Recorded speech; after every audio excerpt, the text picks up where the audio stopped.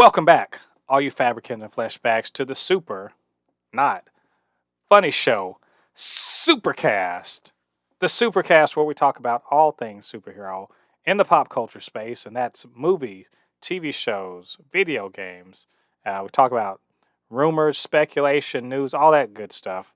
And of course, I am Mo De Poupe, your resident fabricant and commenter extraordinaire on all things pop culture. And I'm joined by the anime expert, video game designer, and lover of all things superhero, my good friend Ladi. Ladi, how you doing today? I'm doing great. Ready to talk about some of this upcoming news, especially this what if episode, which was straight flames, fire, anything that you can just put fire emoji. It was that good. Yeah, that's right. We are going to be reviewing What If episode number 8, the penultimate episode to this first season of Marvel's What If. And in honor of that episode, we are calling it Infinite Ultron, aka Tony Stark fucks another universe. Uh, yeah, that seems to be a running theme in the MCU and in What If in particular. Yeah, his Um, body count and his like he's already fucked two universes. I He's about mean, to go fuck another one. yeah, the only a person that has a body count close to that is Strange Supreme, but Mhm. Superior Doctor Strange. But yeah, on this episode, oh man, we got a bunch of stuff to cover. This is first of all, Venom uh, landed in theater today, and Jen and I went to go see that. I do recommend you guys go see it. We're going to include on this episode a quick review of that. T- TLDR. You should go see it. There's some important things happening. But also, we're going to be talking about uh, the resolution to the Black Widow, the Scarlet Johansson Black Widow lawsuit. We're gonna talk real quick about Shang-Chi's box office and what it's doing that other Marvel films haven't done. There is a lawsuit going on between Disney and the estates of certain comic book creators that formerly worked for Marvel. That could mean big things, if they don't work out. So we're going to talk about that. There's a new book that is directly related to Black Panther about the General Okoye, and a YA novel that we're going to take a look at real quick. And related to Venom, some momentous gossip, or maybe even insider information about how Venom and Spider-Man could potentially cross over. So we got a ton to talk about. We're gonna just jump right into it because I mean, time's a wasting, and there's too many minutes that we need to talk about what if. So let's go into the news right now. Lottie, I told you how many I've been saying this for the last few weeks that Shang-Chi is the jam, right? it's, Yep. it's the jam. Everyone thinks it's the jam, but now it has done something that no other Marvel movie has managed to do, and as successful as they have been, no other Marvel movie has been number one at the box office for 4 weeks straight. If you can believe that, even with Endgame, it wasn't number one after on the fourth week. But Shang-Chi has done that. And I mean, I guess you could put an asterisk by it because it's the pandemic and there wasn't a ton of competition. But whatever, you know what? Let's not pretend like it's not a thing. So also on top of that, it passed Black Widow last week for the top grossing domestic movie of the year, and probably tonight actually, as of tonight, it's going to be over $200 million domestic, which is like ridiculous. It's the like I said, highest grossing domestic film of the year.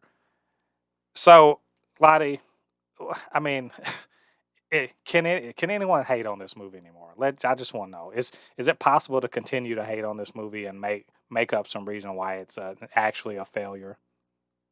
Haters gonna hate. Haters gonna find a way to say, "Oh well, it's still not better than the Titanic." They'll find a way to say something to hate about it. I mean, it's a great movie, but one thing we all know: Those haters, they'll find something. But like, just like you said, even if it is an asterisk, it's still a record, regardless of what you can say, because there are movies that are coming out this year. May not be as big time as when the other like big time Marvel movies were coming out, but still, for it to do what it's doing with a pandemic going on, it's a testament of how good this movie is. If you guys haven't watched it yet, I will urge everyone to go watch it. It is a good movie. It's actually worth it. There's a lot of people that still don't believe it's a Marvel movie for some reason, even though you see the word Marvel plastered all over the freaking thing, man. I don't know. Yeah. It's I mean, definitely it is I want to say historic. I can just I just wonder if this hadn't been a pandemic year, how huge would this movie have been? But even still, I can say with confidence it's in profitability now. So they're definitely going to make more and all this stuff with China notwithstanding, I think that it's clear that Shang-Chi has established himself as a towering figure in the MCU, much the same way that Black Panther did and Hmm. Captain Marvel did. In fact, let's just as a really quick aside, let's just note something here. The last three Origin movies have all been minorities, and they've all blown up. Is that? I mean, I think that's a fair assessment. Two of them are Yeah. billion-dollar movies. One of them is going gangbusters despite all of the adversity facing it. So, I mean, I guess this whole I can't wait for people who keep saying get woke, go broke. Which I don't even want to say that this movie is a quote woke movie. It's just recognizing that Asian people can be superheroes. But are they gonna eat crow and say never mind about that get woke go broke bullshit? But I think it's pretty clear that when people who are not don't get represented on screen well, they don't get much representation. They don't see themselves much when they do get to see themselves on screen, and when other people who aren't them also get to see people, minorities on screen getting to be in these high profile roles, people are going to show up because the stories are good. That's it. Yeah. There's a lot to be talking about woke and forced diversity and all that crap. But at the end of the day, if it's a good product, it's going to sell. I mean, it's just real quick comment. That get woke go broke comment is one of it's. I know you share the same opinion. It's one of the dumbest things I've heard, and it has nothing even really to do with society. It's the whole get woke go broke when it comes to comic book movies. These motherfuckers have been this they've been this skin color for decades before your ass was even born. So what in the ever living fuck are you talking about? Get woke, go broke. Shang-Chi has been Chinese before you were broke. I mean, before you were born, motherfucker. What are you talking about? Black Panther was black before your father was probably even born. The hell are you talking But about? stop telling me that. Stop forcing them in my face. I mean, it's just foolishness. Like It's how just many? I stupid. just wonder how many L's do you have to take before you admit that you're wrong. Yeah, Yeah, you just that's you all. sound stupid at Yeah, this point. yeah. And I just say I can't wait till we get to the day where movies and TV shows and the like that feature people of color or women or various other minority groups don't have to be mind-numbingly excellent. They don't have to be astonishingly excellent just to be considered equal. They can be just Yeah, like they can be mediocre, you know? yeah, Well, you can because there's been a ton of mediocre superhero or whatever action movies fronted by white dudes. A ton of them, and no one says yeah, anything. No one says maybe we shouldn't cast white guys in these roles. So I yeah, can't wait till we get to the day when you can have a mediocre one, and no one says, oh, this is going to set back black performers or Asian performers for 10 years. So yep. that's all. That's all.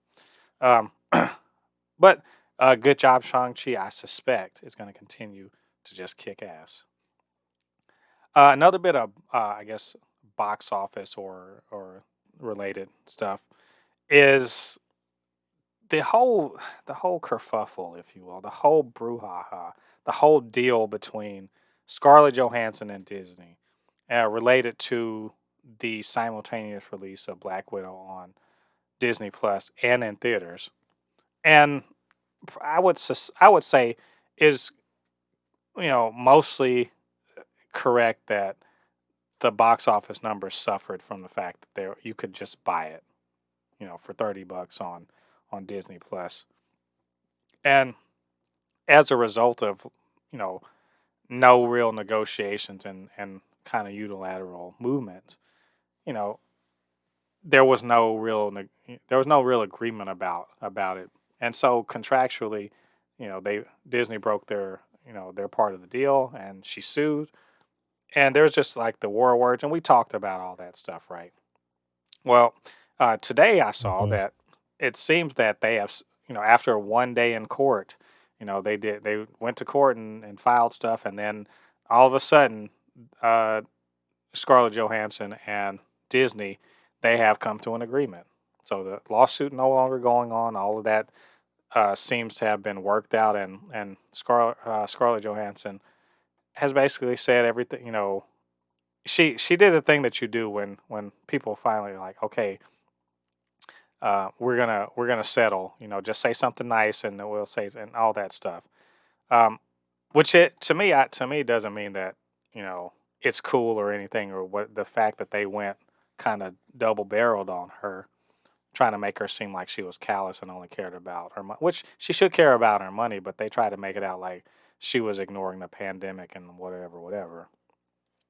Not saying that Mhm. that's all water under the bridge, but at least professionally speaking, it has been kind of sorted out. Um, all right, I have a little more to say about it, but Lottie, you hear this happen. What's your take on that? Oh man, I'm happy that this got this has come to an end. It's one of those things that it's like, you know, I'm gonna compare this to like in football. One of my favorite players on my favorite team, they were having such a dispute of a contract situation. It got to the point that I was getting pissed off because I was going like, why haven't they signed this dude yet? He's good. Why don't you sign him? Finally, when they sign him, it's just the, oh, thank God.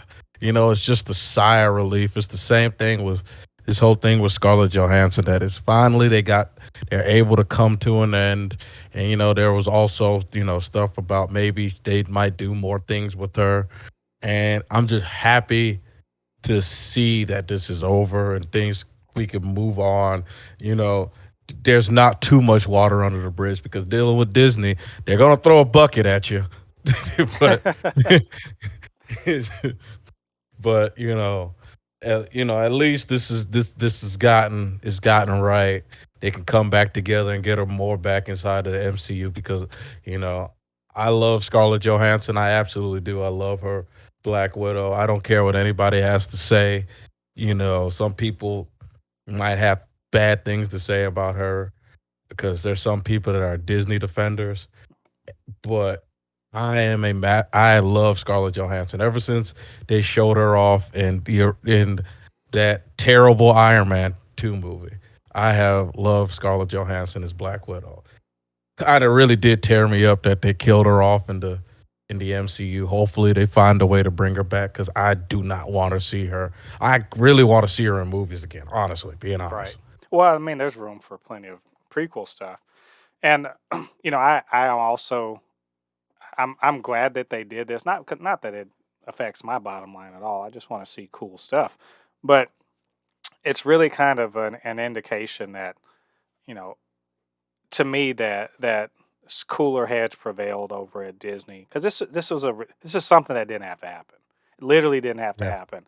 They could have just sat and negotiated. Not played not playing these games. People want to play hardball and all that. I get that, but it's hard for Disney to ever have the moral high ground when it comes to things like this. And then they try to go nuclear and say all these ugly things and whatever. And when someone, when there's a contract and you violate it, they people sue. and it's not, it's not out of the way. Disney does that shit all the time, as we'll talk about later.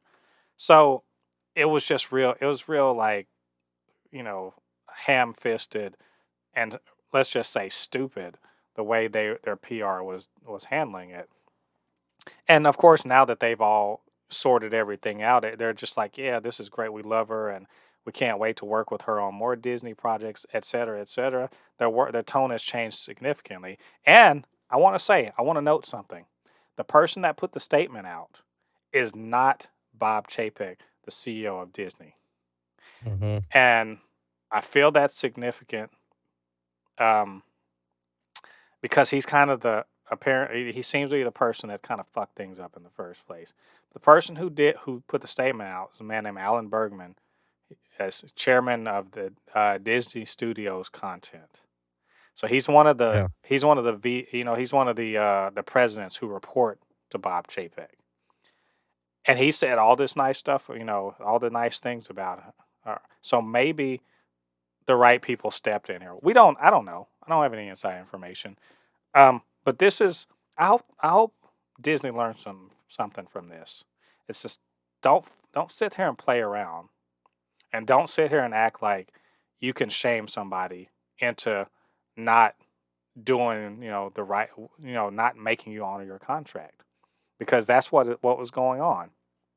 And trying to make out like somehow you can use that in as a negotiation tactic. It's ridiculous. It's Yeah. ridiculous. Everyone's on Johansson's side. When no one's on Disney's side on this. Everyone's on Scarlett Johansson's side, and they should be, because ultimately, you honor the contract. And if there's not something written in the contract, you negotiate and figure it out, and y'all work at it until it's, until everyone's, if at least not happy, everyone's equally unhappy, I guess is the thing you could say. That's all Yeah. I'm saying. Happy that this happened, and I just don't fucking do this anymore, Disney. Like, be better. These Scarlett Johansson and the various other members of people in the MCU are the reason why there's billions of dollars. Not why every Marvel film averaged $1 billion. On average, everyone makes $1 billion. Like, Yeah. that's cash money from the box office, not all the stuff afterwards, not everything. No. So, like, just be better to the talent. That's all. That's all I want. That's all I want. So, Yeah. moving on. Um, we also we saw, and this was weird. I wasn't looking for this. It just kind of popped across my news feed, that apparently there's a YA novel that is set in the Marvel, the MCU. It's about Okoye, and Yeah. I mean, I'm not even kidding. I was like, when the hell? I was like, where the hell did this come from? It just, they're like, oh, it's coming out in March. I'm like, I didn't even know this thing existed, and it's apparently about Okoye, one of her first missions after becoming one of the Dora, and having to go like on an undercover mission to New York City and try to learn to fit in and all that stuff. And my God, I didn't know. Ooh. I didn't even know I wanted this, but now I do. I mean, Is this going to explain why she has so much bad things to say about Americans? I'm gonna assume. I just figured that Wakandans, get can get, cable TV, and they're just like, woo, America seems like it sucks. I'm like, but yeah, that's I think this is first of all, I think this is awesome. I'm definitely gonna buy this. I'm probably gonna get the audiobook. I'm definitely gonna get it. Um, it's apparently by I don't know how to say this woman's name. It Ibi Zoboi, I guess is Let me the see. name. It's Ibizoboi. I'm sure I'm screwing that up. Um, but It's yeah, EB Zoboy. so okay. So she apparently, I guess she's won some awards and whatever. Um, but I'm just like, I just look forward to this. First of all, in Black Panther, besides T'Challa and Shuri, Okoye is my next favorite person in that entire movie. played by Denai Guerrera to utter perfection. She, to me, I had zero doubt after watching that movie. I was like, man, Okoye will take you to you want to fight? Okay, cool. I guess if you it's your funeral. I absolutely believed in that movie that Okoye could beat up T'Challa, no problem. Right? She's the general for a Yeah. reason. Now, after having seen What If and seeing who she took over from and how badass she was, I'm like, I don't even think we've seen the most of what Okoye can do. And so this is a young Okoye. Hell yeah, sign me up for this. I'm all over this. Yeah. Yeah. Yeah. I I love Okoye. You know, you already know who's my favorite character in Black Panther was, but he was definitely in my top characters, and I love to see a lot of these like books like this. And you know, it's always good to get us a good prequel going on. And like I said, no one deserves it more than Okoye. Because let's just be honest, Okoye always doing badass stuff. Even in the Marvel What If, she's doing badass stuff. You know. Yep. She's the only other person. She's the only person in all of Marvel What If that's split someone in half with one shot. Um, Yep. that the only person. I'm not the you don't count. We don't count machines, but Yeah. we'll talk about that later too. But this looks awesome, and I'm ready. March, get here. So, so you guys keep an eye out on that, and we will report back when that comes out. So that we got all the other smaller things out of the way. I think it's time to. Oh, you know what? We have two big things. So one last big thing is we're going to talk about Venom really quickly. Now, as I mentioned, I did see it, and it's. I mean, it's good. I like it. I don't like know that I like it as much as the first one, but I will explain more of that in Hmm. the in the review. But there is a big post credit scene, and like it's big in the same way that the end of Spider Man Far From Home was big. It's huge. Um, so in honor of other people who have not seen this movie, I'm going to go ahead and say spoiler alert right now. Big spoiler alert. So don't if you haven't seen Venom and you don't want to be spoiled, then ignore and probably I'd say skip to the next time code because this is going to be somewhat spoilery. But if as you can guess, um, so you've been warned, okay? So the end of Venom, as the post credit scene basically ties together the MCU Spider-Man, Tom Holland, and Venom. They are in the same universe at the same time, due to I'm going to assume some kind of multiversal magical shenanigans or whatever. It doesn't explain. It just happens within. And Yep. so, if you want to actually see all, you should actually just go see the movie so you can see the end properly. I'm not going to explain exactly what happened. Just to understand, at the end of that post-credit scene, Eddie Brock and Venom are in the same universe that Tom Holland Spider-Man, that Peter Parker is, and J. Jonah Jameson. So the question is, what we're going to talk about is the Sony's plans to cross over Venom and Spider-Man, and eventually to work to a Sinister Six spinoff movie. That's the rumor going around. They're sort of, and it's sort of been confirmed by, you know, I guess people that work on the film that this is actually what they're trying to get to. And this is the first major step. Venom's the first major step, it appears, to either do one of two things, in my opinion, to do one of two things. To either, incorporate the Sony Spider Verse into the MCU, or to give Tom Holland's Spider Man a way to exit the MCU and enter I guess you could call the Venom Spider Verse right now. I feel like it's one of those two things because I don't see why they would do this crossover that's explicit crossover without in having in mind either a long-term plan for the MCU or a long-term plan for the Venom Spider Verse. But I have a little bit more to say about that. But Lottie, I dropped this bomb on you. What are your thoughts on it? Okay, I have a big brain moment right now. Let's go. This confirms Tobey Maguire's in the movie. Because remember what you told me about the scene. I thought about this. I digested it. He has to connect to the memories of a symbiote from another universe. Oh What shit, did motherfucker! Spider-Man have on him in the last movie that we saw of Tobey Maguire? You know what? You hear that? Do you hear that, You- sir? You have. You're right. It is a big brain moment.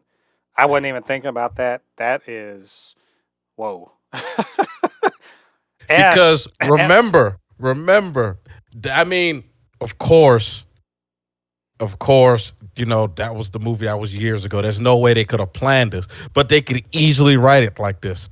When the symbiote blew up, it didn't look like an explosion.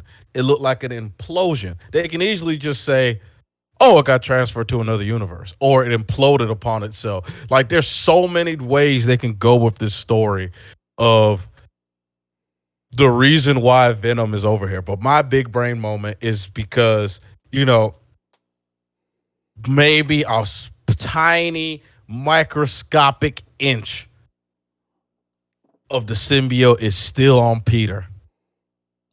or The still Tobey just Maguire. still or just around in general. Or just around in general. Or And maybe that is, or maybe this is a universe where it didn't quite go down that way. That's yeah. like because apparently the Doctor Octopus character in the Spider-Man 2, regular Spider-Man 2, he did die. But in the Doctor Octopus we see is from another universe where he didn't die immediately from the end of the movie. Yeah. So this could just be an alternate version of that.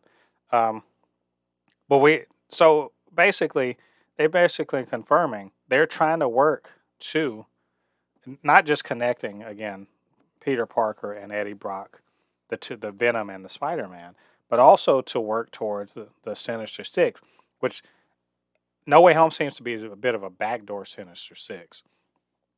And the only like I said, the only question is it going to be in the MCU or not? But it seems to be clear in this sort of insider information that's been kind of I don't want to say leaked out, but just sort of been uh, thrown about is that there is a real plan here.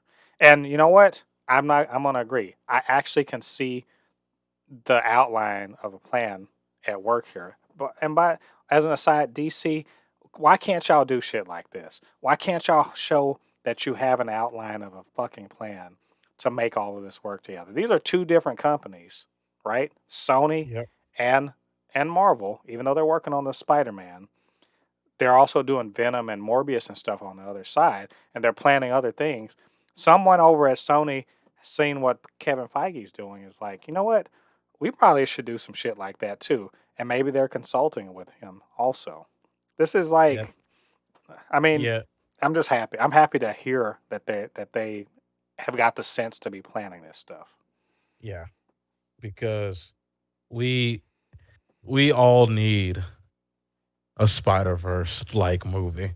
And the fact that we're gonna get Venom probably in it, or I would even say probably, most likely in it, is just the icing on top of everything.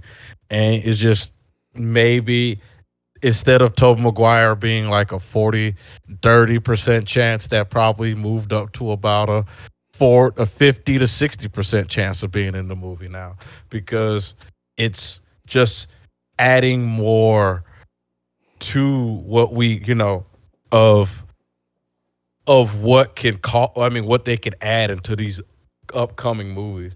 And it's just like you said, it's just as crazy that two separate companies can come and talk to each other.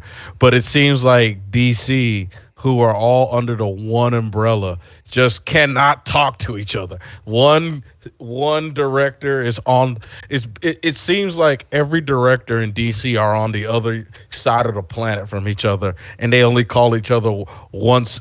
They only call each other once every 4 to 5 months. You Well, know what I mean? at the very least, at the very least, though, Christopher Nolan was consulting on Wonder Woman. So was Zack Snyder. So for a minute there, it did seem like they were trying to make it happen. But I just don't know. And again, this is really not about DC. This is just kind of to know that like Sony, they got big plans and they're starting to sort of manifest them. And I just I'm hoping on certain things to happen.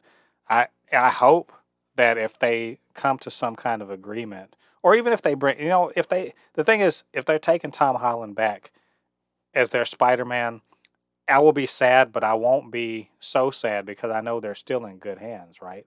And because I do believe that they wouldn't be stupid enough to burn the bridge of not getting Kevin Feige to at least sort of be an executive producer or something on there, to have Yeah. him or other people in Marvel sort of be, a resource.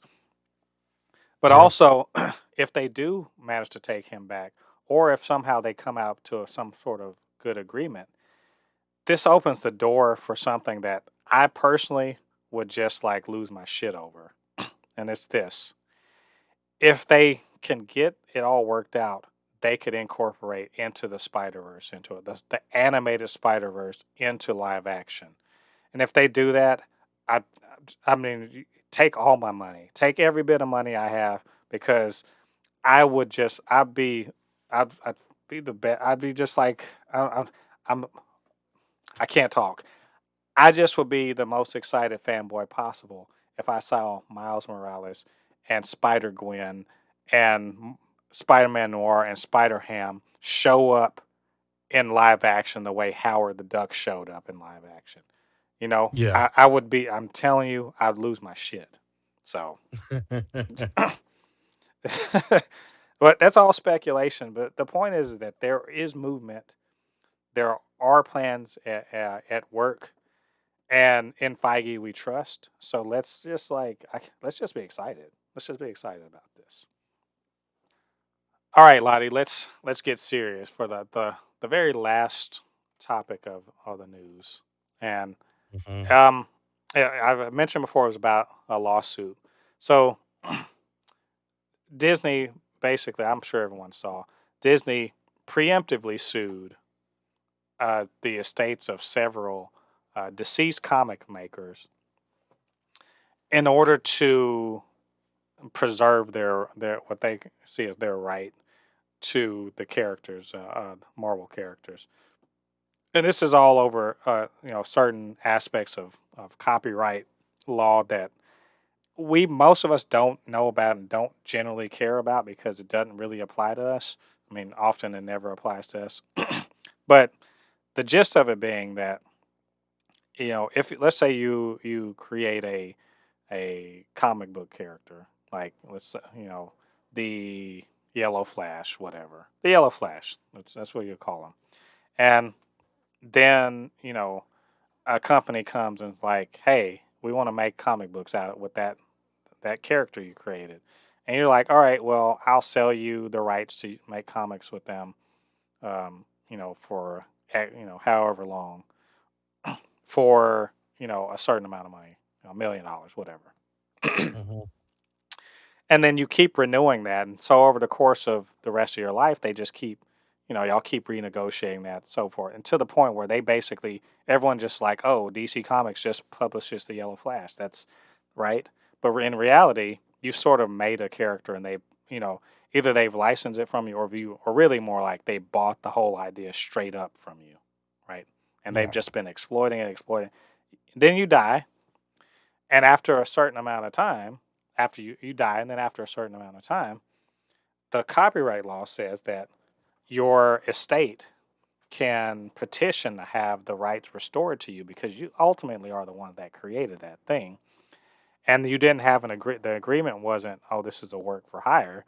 I created a thing and then they wanted to buy it from me, and that's what they did. And so something like that happened with Superman, but did not. But incidentally, they tried. The guy who's sort of representing the families of these various creators like Steve Ditko and Stan Lee, et cetera, et cetera. He tried to get that for Siegel and Schuster for Superman and was unsuccessful, incidentally. But the point is that at some point, if you are looking at it a certain way, many comic book creators, particularly the old ones that created like Spider-Man and Fantastic Four, Avengers, various comic characters that we know and love right now, they're dead. The people that created them are dead, and the estates of these creators could conceivably sue or at least petition to have these rights return the rights to these characters returned to them. And in fact, Marvel is facing something Mhm. like that starting in 2023.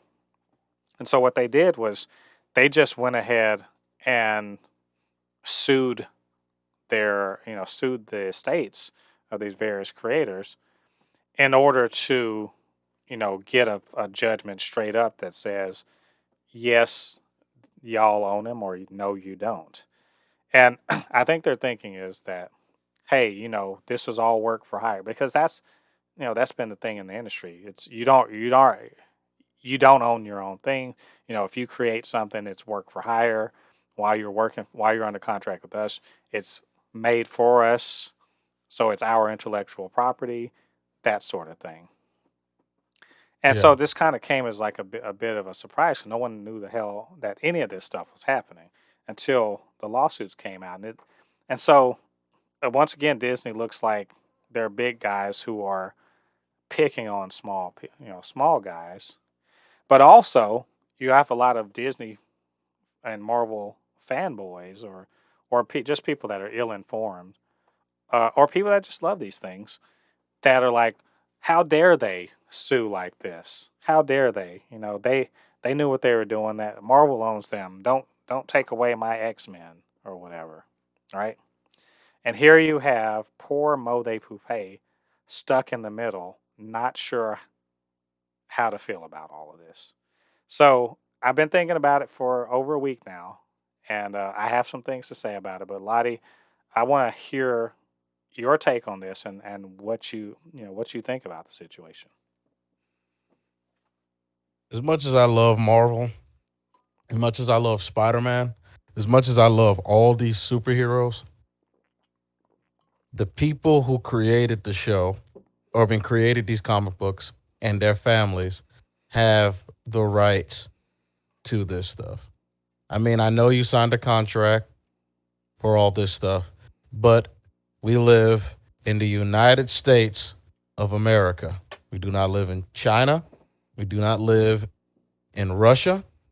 We live in a state where these laws exist. So, by the laws, you have to follow these laws. And I do not like that DC Marvel is going about it just to strong arm. And I just wish that they could just come to the families and just speak to them and see how can they settle this instead of trying to make things messy. You know what I mean? Because they are looking at it like this: we are this big company, they are small people. They're going to have to spend much money to fight us. Let's see how long they can last. And that is a very messed up and just very deplorable way of doing things. I'd also No, note, I'd also note very much the American way. yeah, it's part of, like you said, it's part of the American way. But at the same time, this could lead you into losing. You know what I mean? So I'm just saying, Marvel, in my opinion, I am always on the side of the artist and the family because they created the stuff. You shouldn't. I mean, I don't know. Maybe because I'm not a billionaire. Maybe because I'm not a millionaire. Because I don't know what it means to have that much money. But I feel like if I created a business off of somebody else's back, there's no way I can just look at the families who created this stuff. And I'm not saying Stan Lee's family is not well off, but we know what happened to Superman, the man who created Superman. That What was an absolute what it just in I would say in general, comic creators get and have gotten screwed. guy was Uh, screwed. yeah, generally speaking, not from the very beginning. Yeah. So it's like I just can't imagine me sitting off of this wealthy stack. Like honestly, like even if I had nothing to do with the plan, like honestly, like I don't know how like dead like real talk, Maurice. Like I just don't know how if I'm sitting at the top of the of let's say this multi-billion dollar company and I have basically and I control it. And I find out that like the creator of the company, even if he made a bad decision on what he did, I won't feel comfortable sitting on all this stack while the person who actually started all of this is just not making not even not even a 1,000th of a percent of what I have. Like it's just I don't like it. I don't like it whatsoever. And it's one of those things that as me as a creator, it terrifies me. You know what I mean? Because I'm I want to create a video game. And one of the things that terrifies me the most is that if I step out and create this video game, I can easily get stepped on. You know what I mean? Hmm. Or someone can find a way to take something from me of my hard work. You know what I mean? Right. Yeah. I mean, I think this sort of goes back to what we were talking about a few months ago. Well, I bet 2 months ago, I suppose. We were talking about the creator pay and how how fucked up it is and how it always has been and how they don't really see the people that create the stuff that the movies are based on. They don't really get paid relative to that. There's no deals or whatever. It's really part of their contract to basically get screwed out of any real compensation. Yep. and I'll be honest. When I first heard this, I was like, "What the hell are they suing about?" You know, there was it's work for hire. Don't take my Spider Man. Don't take my Black Panther. Don't take any of that stuff away from me. And I really was on that. And then I just thought about it. I was like, why the hell am I on Disney's side on this? Not that I think that Disney is legally incorrect. In a way, they pretty much are using the whole work for hire, rationale that they've always used, that Marvel has always used to make sure that they underpay the creatives, right? The people who are writing. They're taking advantage of people who are in a situation where they're willing to take less money or sign a bad contract just so they can put food on the table. That's the reality of the comics industry. It's bled over into the making of superhero media, and there's many people who just don't see any real money, despite the fact that they've created or worked on really popular characters. So I think I've come down to the side of that I think Marvel may be legally protected here, and so I get why they preemptively sued. I don't think that from a moral standpoint, from the standpoint of doing right by people, that they are correct. Because if the idea here, because they people want to characterize it that the estates of these people, the estates of Stanley and Steve Ditko, etc., that they're just money grubbing and they just want a quick paycheck and all that. And my question is, well, why wouldn't they? They are the beneficiaries of the estates of these, very prolific men and women, I suppose, also, and they're the beneficiaries of these Yeah. estates. Though, then, in other words, their livelihood is directly related to the estates, and if those estates are being cheated out of money or cheated out of their rights that they are legally owed, that if the law says they can get their rights to these characters back, then they should be allowed to do so, no matter how I feel about whether or not Marvel's going to be able to make another damn Avengers movie. That's not my desire for them to make another Avengers movie has nothing to do with what makes fiscal and business sense and what are their rights as beneficiaries of these estates. So I think I've come down on that.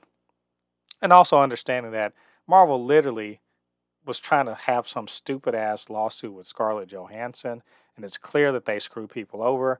I think that they need to get a regime change that will get their financial sensibilities in line with some kind of moral obligation to do right by the people that are making your product. It's just that Yeah. simple. It's time to get away. And I don't have any loyalty to Disney in this sense. And I don't have any loyalty to them. I like their product, but I also like for people to be treated well. And so when it comes to this, they definitely these estates should definitely exercise their rights as far as they can. And it is unfortunate that they are going to have to go up against this buzzsaw of Disney legal. I mean, it's just. I mean, just look at it like this. Marvel still plasters Stan Lee's face all over the place. You know what I mean? They still Hmm. do it. Yep. And the fact that they're just going to go straight up and just sue his family. I mean, like, like that's really like you can't even say shitty. That is like diarrhea type shit. You know what I mean? And Like, yeah, yeah. It makes sense. Marvel, look, it's from Marvel's perspective, from Disney's perspective, this is the sensible move. Like, what do they lose here? yeah, If they preemptively, yeah, they look bad, but there's a lot of people that'll make excuses for them. But when they sue, they already pay the lawyers that are doing the work, so it's not like they're going to cost them any more in lawyers' fees. yeah, They put the estates in a position of having to sort of mount some kind of legal case here, which costs them money, right? yep, So it becomes a burden on the estates. But also, let's say that if they win, it was money and time well spent. They get to protect their multi-billion-dollar property. If it doesn't work out, well, all they got to do is send those same lawyers to go negotiate for another long-term, you know, rights transfer. And the most that will happen is in the time between when they lose the case until when they negotiate, whatever the deal is, they basically have to split money with the estates, right? So yeah, they don't lose a lot trying to do this preemptively because I guarantee you every one of those estates were going to go because one of them had already started the process. Every one of these are going to go and try to get these rights back. So it was going to happen anyway. They may as well just go ahead and get it settled ahead of time. And if they happen to lose, which seems unlikely because precedent doesn't seem to be on the side of the estates, but if they happen to lose, it just means that their bargaining position is slightly worse, only slightly, because all these estates would be dumb, absolutely stupid, to be like, no, we're taking our rights, right? We're just going to take them and go do something with them. Even if they say they're going to go and sell them to Universal or Warner Brothers or whatever, they're going to take their, whatever their respective character, they're going to sell them to Warner Brothers. I'll have Um, to deal with that devil. well, even if they did that and Warner Brothers like, here, we'll pay a pretty penny for them. That's great. You don't get to take Marvel Studios with you, and they are the reason why everything works. Yeah, You get so it would be so basically the estates are in the position of they just want to get a payday, and it makes sense. And if Marvel fails to to make this lawsuit work, they're just in a like I said slightly worse bargaining position, but they're going to make a deal because all the smart money is let Marvel Studios continue to do what they're doing. Yeah. So it still is. It looks bad. Like this. Like I'm just saying, there's all this other shit that they're doing. It doesn't look good, and they could be better than this. Just go talk to these people, and it's like let's just make a deal or something like that. Just do right by people. That's all I'm saying. I want to support a company that is trying to do right. Yeah. Trying to make money while doing the right thing. I would love to be able to support a company that does that. So, okay, so I'm off my soapbox right now. We're gonna keep an eye on this particular issue. I'm sure we're gonna hear more and more about it over the coming year as it gets heated up. I'm hoping that I hear cooler heads prevail, but we will let you know when that all plays out. So that's all of our news for this week. It was quite a bit actually. It felt felt like tons and tons of news, but I'm sure that we missed something that somebody thinks we should have covered. And if you feel very strongly about it, or if you just want to drop a line, just say something nice, give us some feedback. You can always get down to the comments, let us know what you're thinking, or of course, we are always available at supernotfunnyshow@gmail.com or at supernotfunnys1 on Twitter. And just hit us up. We'll chop it up. We'll see what you're talking about. So appreciate that. So now it's time for the main event, as it has been for the past 7 weeks and now the eighth week. We are going to be discussing Marvel's What If Episode 8, which is titled What If Ultron Won?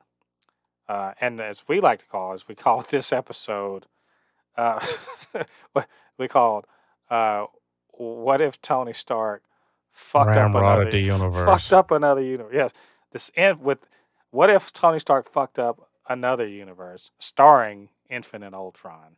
Yeah. So, I think I just have some very quick impressions of this episode, and then let's just get some spoilers. So real quick impression.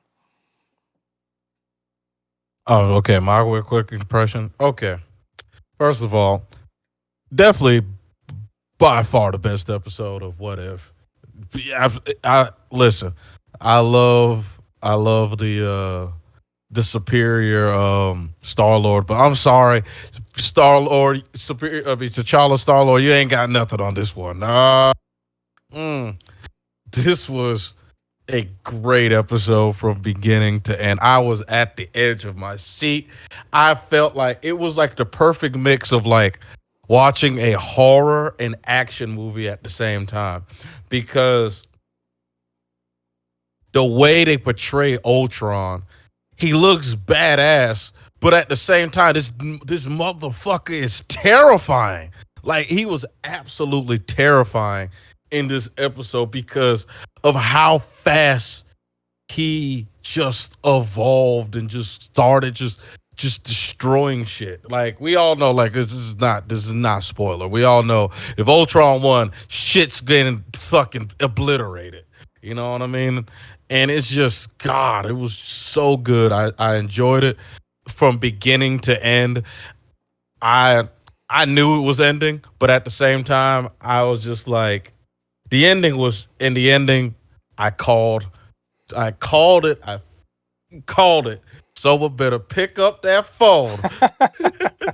Cause I fucking called it. I called it. I knew it. I knew from that episode, and we're gonna go into our spoilers. From that episode, I was like, oh, he's gonna need him. Yeah. He gonna need him. Yeah, he gonna need him. Yeah, this was definitely uh definitely one of the best episodes. I still like T'Challa Star Lord, but that's just a personal preference. If you like this episode best, I'm down with it. I can see where you're coming from. It is definitely one of the best realized alternate scenarios, and once again showing Tony Stark is like he can we just agree Tony Stark is a major danger to any universe he's in. This Yeah, guy we used to before What If, we used to be like, man, this motherfucker creates so many bad guys. Like, what are you doing? He created so many super villains. And then you realize like, oh damn, he just does this in every universe he's in. Um, Yeah. it's yeah, this was it was an apocalyptic episode of I don't even biblical proportions are not sufficient to No. explain the level of screwed that everyone in this episode was. And yet there was still lots of hope, and there was a very Avengers or a true Avengers feel to this in the sense that the Avengers, the ones remaining, didn't give up and they kept moving, and there was an added, gigantic, Dragon Ball Z ish power level fight. There was multiverse stuff. There's lots of stuff that made you want to, think hard about like how is the multiverse working? Where you're thinking in your mind like how is this going? How can they win? What are they going to do about this? And callbacks and all that fun stuff, and definitely a promise of a really badass finale. So just overall, one of the I'll say second best in my opinion. It's just a badass episode. Infinite Ultron is a scary ass. What a scary villain. Yeah. He is the scariest villain that has existed in the MCU straight up. And be happy that he's not in live action. Holy shit. And the Watcher's pretty bad. The Watcher's a badass too. So Yeah. just I loved it, and I absolutely I gotta watch it again. You should watch it if you're watching What If, this should be it. Hell, I would say if you just started on What If, you could skip to the end. You could skip to this episode, go back and watch the other one, and you'd be good, but you'd be disappointed because like they're not gonna be as good. So I mean, I feel like you at least have to watch the one there's one that you do have to watch yeah, to because it directly ties into that one. But yeah. yeah. So overall, we both really liked it. Hell, Jen really liked it. So just go watch it, and we're gonna spoil it right now. You know what to do. Get out of here if you haven't seen it, or if you don't care about being spoiled. Hey, stick around. So let's do this because we got, my God, so much to talk about. Um, too. What? Okay. Wait, But wait, my wait, fir- wait, wait. But let's before we get to like the major things. How the hell did Hawkeye lose his arm? I'm just like, where'd that go? Where did his yeah, arm go? that was just a nice little adage to it. I wanted to like bring this up really quick. Honestly, how many people, how many like hero characters can actually beat this Ultron in comic books? Like honestly, like I was thinking about this while watching it the second time. I'm like, who can beat this dude? Because let's the dude was literally punching the Watcher and destroying universes with his fucking fist. I was just like, wait, hold up. This is not even. This is like, Was he destroying them? I got the impression that every time he hit them, he was just like pushing them through the boundaries into another universe. Like they were going well, even universe to universe.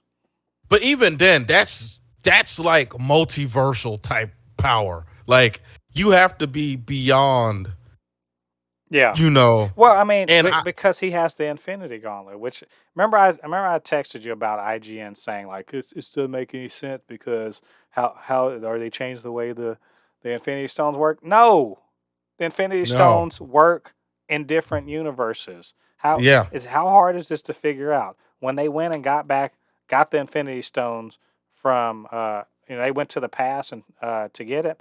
They changed those realities. Those are not the same. They are not in the same timeline because going back to the past means they're a branch reality. That's just they're like, from a branch, yeah. come on And now. like I feel like the only people that I could see beat this guy is like in a straight up fight without using like any hacks or trying to shut him down. Like can actually just like straight up punch him to death and beat this Ultron is Cosmic Armor Superman, because Cosmic Armor Superman is literally written to be the protector of all fiction. So, you know, he's unstoppable. Then you got Strange. I'll say Strange Visitor Superman. He could beat him because he basically lived to the end of existence. Cosmic, would I say So Cosmic Spider-Man could beat him, or like Mr. or Captain Universe? Because he beat him? I don't. I honestly don't think that nobody, no Phoenix Force, no Captain Yeah, Universe, none of that can do that because the Infinity Stones are, the ultimate or the ultimate power that isn't the living tribunal yeah. or eternity. Basically, yeah. There, And I so think yeah, so like even Galactus can't beat. no, Uh, yeah, no. I think the only and then his DC counterpart, which was kind of showed up a little bit. I think he could beat him straight up too. When Darkseid fused with Brainiac, I think Darkseid Brainiac Well, will I beat. still don't believe it just because they don't have the power to warp reality the way. So essentially, the thing that you saw in this episode, so there was a a big fight scene. First of all, attaining the gauntlet gave and having like a superior intellect allowed Ultron to even sense that the Watcher was there, and Yeah, only one other person in What If has sensed the Watcher. One other, I feel like a couple other characters sort of like felt his presence but didn't acknowledge it. But only one other actually sensed his presence and talked to him. That was Strange Supreme, and Strange Supreme was easily the most powerful, mystically powerful person in his universe, easily, yeah, right? yeah, So um, the fact that he had the Infinity Stones and then it gave him the cosmic awareness to hear the Watcher suggests his power level. I would also, as an aside, good job, Watcher. Like yeah. The Watcher fucked everything. This, he's the only person that Tony Stark could be like, "What the fuck are you doing?" He's the only one yeah, that Tony because Stark could look I at him mean, and side the eye him. dude is literally not narrating him figuring out who he is. He's like he ponders when he's pondering at the voice he hears in his head. Yeah, your voice, motherfucker. What the hell are you talking about? But like, I was just like, "Oh, okay, it's the Watcher's fault." Got it. But yeah, so and also to note, he was fighting and beating up the Watcher, which is no mean feat. If you're like if you don't know anything about the comics, it's fair enough for you to understand, be like, well, what does this mean? But like seriously, he beat up the Watcher. Like you know, that is not that Galactus couldn't beat up the Watcher. Uh, you know, i- if he were in the DC universe, the Monitor couldn't beat up the Watcher. You know what I'm saying? yeah, Like there are people that are essentially cosmic entities that couldn't do it. you know, A celestial can't beat up the Watcher. the That's the Watcher is yeah, definitely beyond universal when it comes to his power because he could literally look into other universes. right. But let's let I Oh didn't. wait, you did ask what's another person? Not in the comics, but in the MCU, there is one other person, one more person that could defeat um, Infinite Ultron. Do you know who I'm talking My mind. Who? about? The one, he who remains. Oh yeah, he. He Oh yeah, yeah, he's yeah. and you know how we know this? You know how we know this? Because the TVA collects Infinity And Stones he's stone. and they He. are I would useless. love. I would love. Oh my god. I'll actually. Oh my god. I would love to see that. Like, what if um Ultron got to him and he was just like, oh, now I want to kill you. And then all of a sudden Ultron's like whole entire powers go away and he's like, yeah, you're only here because I wanted to see who you are. And now I'm just gonna rewind time and now you're just don't Well, exist anymore. here's my thing. Do the TVA do the regular TVA just go and prune him, or does He Who Remain have to go because of how strong he is? But Yeah, yeah. Go ahead. the He Who Remains has to go there himself. And I was asking myself while watching this episode, I'm like, where the fuck is the TVA? Where are y'all right now? Like, Well, no, they exist because Loki is in the TVA after He Who Remains is dead. He's in the TVA that's run by Kang, right? well, we There's got to be many TVAs running around. What the fuck are they right now? what I would say is that maybe the TVA's whole entire like purpose is different now. Instead of going and pruning, they go in and conquer. Yeah, Where they just haven't came across yeah, this particular one. uh this Ultron yet, because like you said, He Who Remains, if he comes across Ultron, he was just Well, the like Ultron, no, they wouldn't have even gotten to that point because they would have pruned him before he even got to. They would have pruned whoever helped or was responsible for him getting fusing with the Vision's body. So yeah. they wouldn't even have gotten to there. That's what I'm saying. Like, there's no way like the Watcher wouldn't exist if the TVA was around because he's fucking around with time, or really, he's fucking around with realities. But with the TVAs there, there definitely is no Infinite Ultron. There's no way they get to it because Yeah. he's so far off of the timeline that it's the sacred timeline that he'd So have to get really, prone. So I'm guessing in my mind, this isn't. I'm not saying this is canon or anything. It's not true, but in my mind, in the TVA before, in the previous TVA before He Who Remains was killed, there is an Ultron that was pruned that was Infinite Ultron. yeah, I'm that was certain gonna of it. become. Yeah. Yeah, I'm pretty sure this is where we need to cut we need to cut Tony some slack, and then damn it, Sylvie, what the fuck? Damn it, Sylvie. Sylvie, this is one of the reasons because shit like this can happen.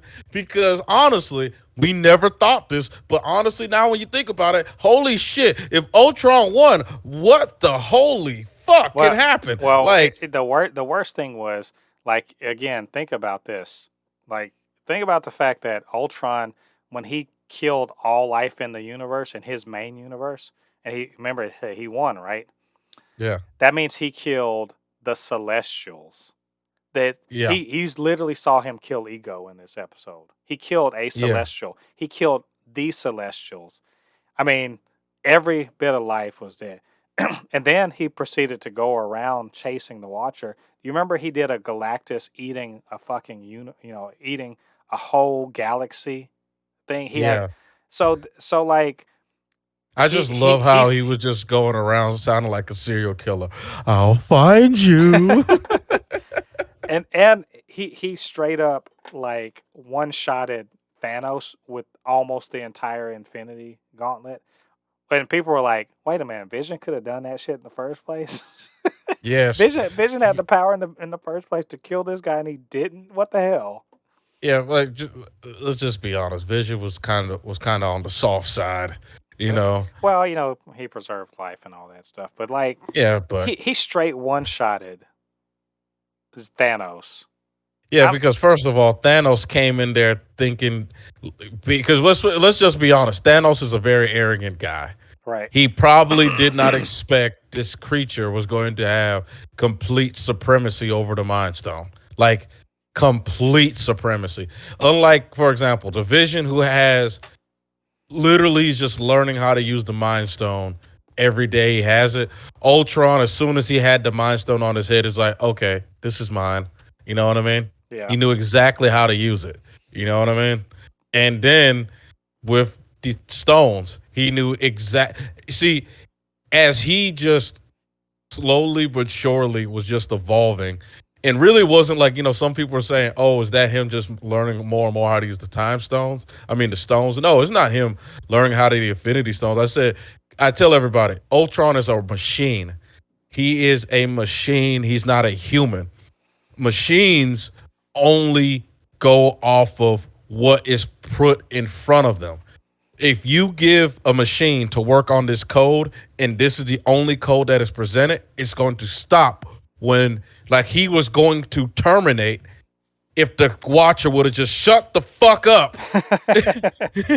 He would have terminated himself because to fully have peace, he has to cease to exist as well.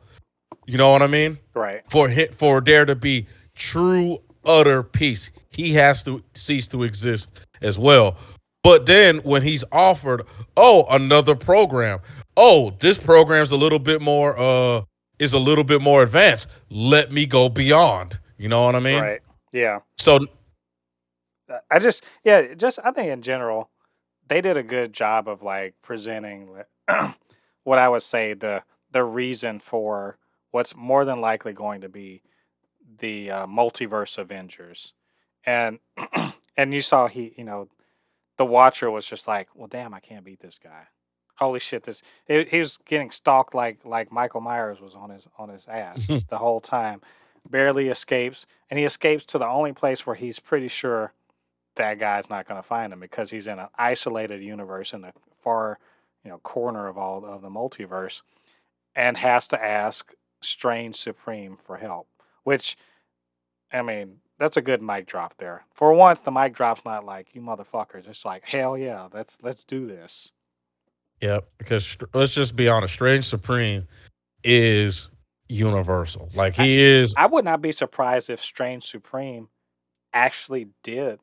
I doubt he absorbed the Infinity Stones before the universe was destroyed, but I think he probably, because he's the last thing in his universe.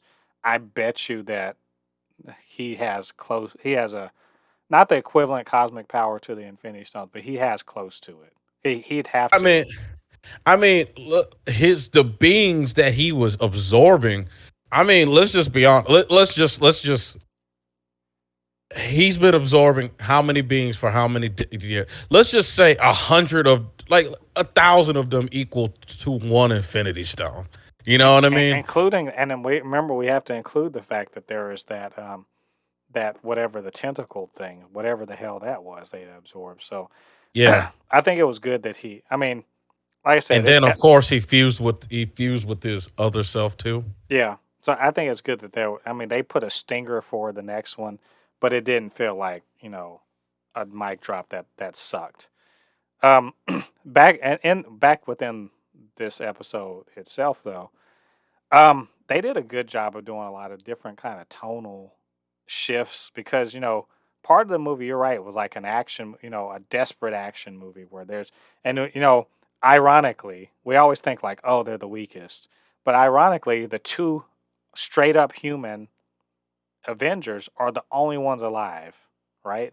The only ones Yeah. still alive, and they're still fighting the good fight, and actually have a plan that probably can work. Even though I have a feeling that using Arnim Zola could potentially backfire because if you put Arnim Zola into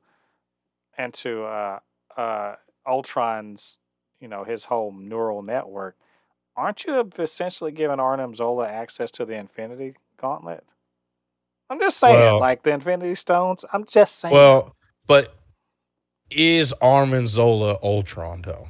That's the Yeah, thing. I mean, so it's either a murderous robot or a semi murder. I mean, I don't know if I mean, Arnim Zola is I mean, murderous. just think about this. You put It's a human intellect inside of the Infinity Stones, he won't be able to well, handle it. well They'll yeah, be able to take him out. yeah. I was gonna say, uh, humans can barely handle the little bit of knowledge and power they have right now on Earth. I don't know if giving them infinite anything is gonna work, but Yeah. but no, I mean it's their last. But it was interesting that they were the ones that were soldiering on, which was I mean it's a very Avengers thing of them to do.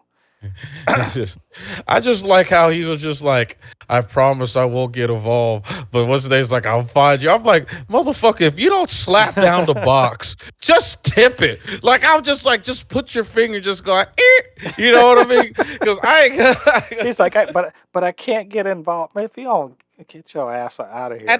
Come on. At this point, you've already fucked up. Yeah. Like you already like sort of fucked up. So at this point, if God is the one that goes like, you were supposed to get involved. God, come on now. I mean, come Yeah. on now. Yeah, this I did like there was a very horror-ish feel to that whole little bit where they got Zola into that body. Like it's very much it felt like the zombie episode of this in fact. But it's robots and they're shitty robots and they suck. And we got to see a reverse, kind of reversal of the whole Vormir scene where Clint, where Natasha dies and Clint, survives. It's a kind of reversal of that. Uh, Yeah. so it's really now it's on Black Widow, which Black Widow has gotten a lot of work in this series. I notice, and Yeah, yeah. and I think that's good because I've enjoyed what Lake Bell has been doing as the voice of Black Widow. Yeah, So so basically I think what's gonna happen is that old dude is about to go start going through all the universes. And I think the Watcher is going to start snatching up the best heroes out of them. He's gonna go get what's his name? oh He's yeah, gonna go yeah, get yeah, yeah. Let's actually, Superior. yeah, let's do that. Actually, let's build our multiverse Avengers team right now. So obviously, Superior Star Lord. Yeah. That's a given. Um, we already see that he has gotten Superior Strange, or Strange Supreme, right? Yeah. Um, I think if we're going, I was wondering episode to episode, who comes from Captain Carter is a given, right? Yeah, Captain Carter is definitely going because she fought that tentacle monster. And I would You know what I mean? I would wonder if she didn't maybe gain a little power up from having been in that other dimension. Yeah, You so know, she's definitely getting called up. um, from the zombie one, I'm almost Spider certain Man, it's that's going to it. be Spider Man. I'm almost That's it. because T'Challa's when they got It's there, limped. yeah, and of course, Ant Man's ahead. So Yeah, so the only one they're gonna be able to save is Spider Man. so So from uh Spider Supreme. well yeah so from the episode with dude Party Bro Thor, I'm going to still say Party Bro Thor. Yeah. I feel like he was still the star of the show. Um, Yeah, he and plus I feel like they need that other like, that godly like another godly powerful being on their team. So of course they're gonna get him.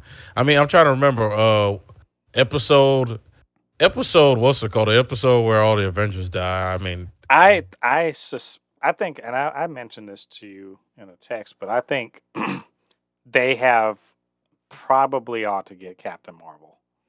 There's a survive that one that died Captain Marvel. And let's give her credit in this episode too. First of all, Brie Larson, good job, coming in being a team player, but she definitely showed up in this episode, and man, she gave Infinite Ultron as much as she could. But I mean, when a motherfucker blows up a whole planet for you, now I wouldn't even say a whole planet, a whole solar system. I do believe was what actually happened because that explosion blew up planets. So, yeah. she was there.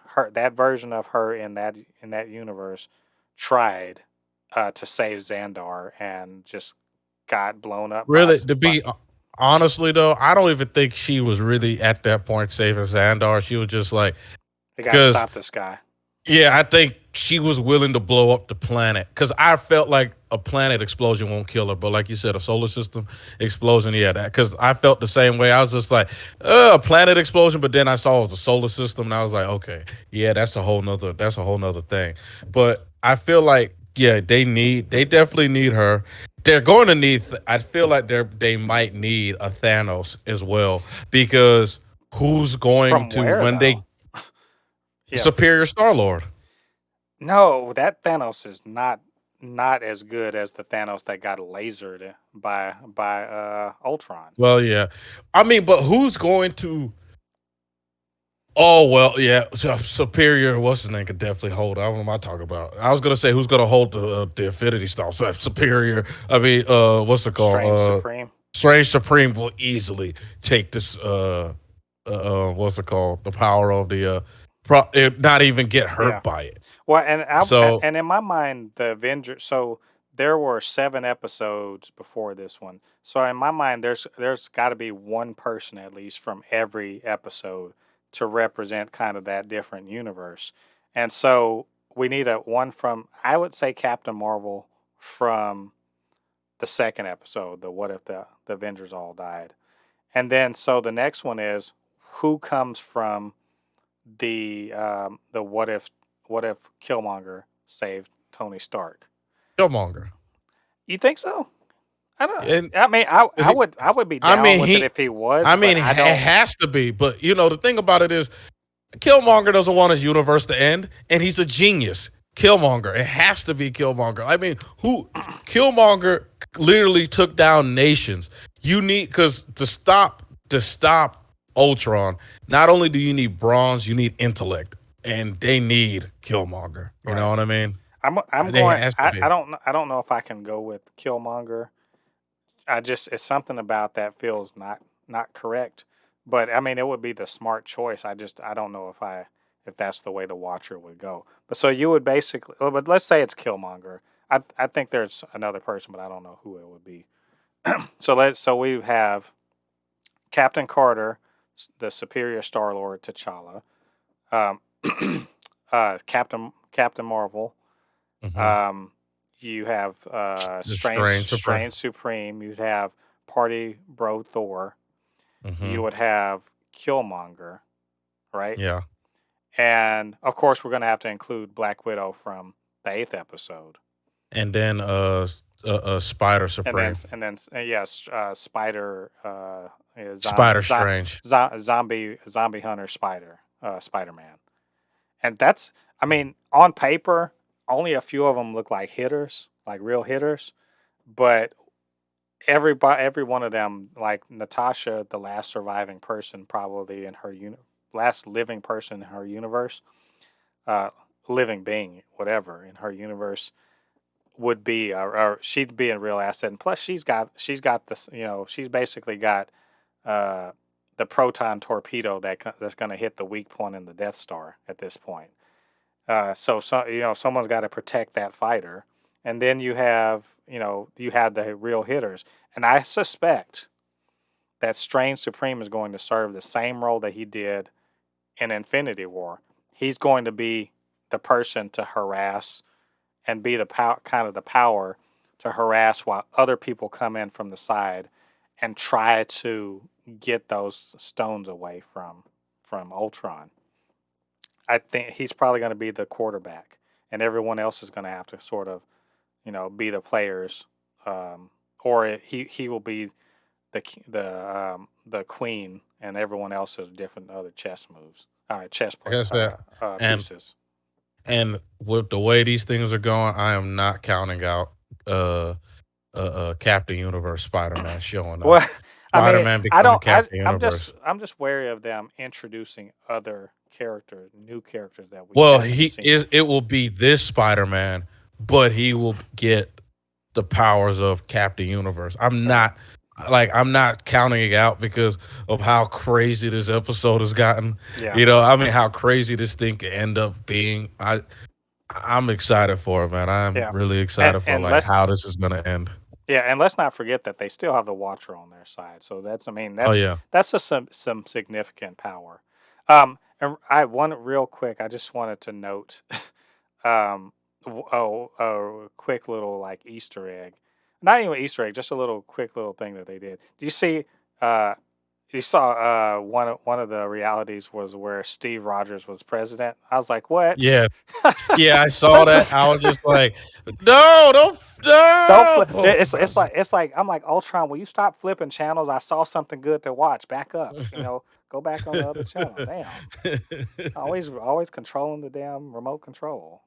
Just because you got a built-in remote control in your head, that's not cool. So, Just just uh, watching Ultron just annihilate things with his fucking scepter. Just aiming down at things just blew the fuck and up. he killed the guardians and everything, and it just you just reminded me. There's a missing character out of all of this that's been in uh, the promo pictures. You know what that Oh, is? Gamora. Yeah, Gamora. Where yeah, is she? Thanos Gamora. So maybe we see her in the next episode. This we could go on and on about this. I'm certain it's been a half hour that we've Oh, been. just real quick. One more part I want to go over. Can you imagine those planets that were not just minding their own business, and all of a sudden, just just Ultron just shows up and just blows it the fuck up? They're like, "Oh, hey, it's a nice day." Boom! What the fuck? Yeah, just I'm just all I'm thinking is Loki and Sylvie, alternate versions of Loki and Sylvie hanging out in these little. They're like, oh, it's an apocalypse coming up for the entire fucking universe in about, in like an hour, so we can just do whatever we want. Oh, holy shit! I just blew my mind there. Maybe Sylvie really, maybe she did go to visit some of these. Do you think that there's some universes where that happened? Oh man. she probably Okay, she I'm gonna break my head thinking about that. That's crazy. Oh, see, this is this right here. This is quality nerd entertainment because we could spend the better part of 2 hours trying to, pick through this whole episode about what it means and follow all those rabbit trails and whatever. Because that's the kind of quality entertainment. That's what that does for people like us. So, Yep. and that's my way of saying, man, we gotta we gotta draw this to a close. Hmm. But that great episode. Great episode. Cannot wait till next Wednesday, and I'm gonna be sad because season one of What If is coming to an end. But we also have the promise of season two for next year. Woo! This has been a hell of a ride. So, but we'll talk about all that next week. But hey, what did you guys think about this episode, and what did you think about our comments? Why don't you let us know down in the comments, or as usual, you can reach us at supernotfunnyshow at gmail.com or at supernotfunnys1 on Twitter, and we'd love to hear from you.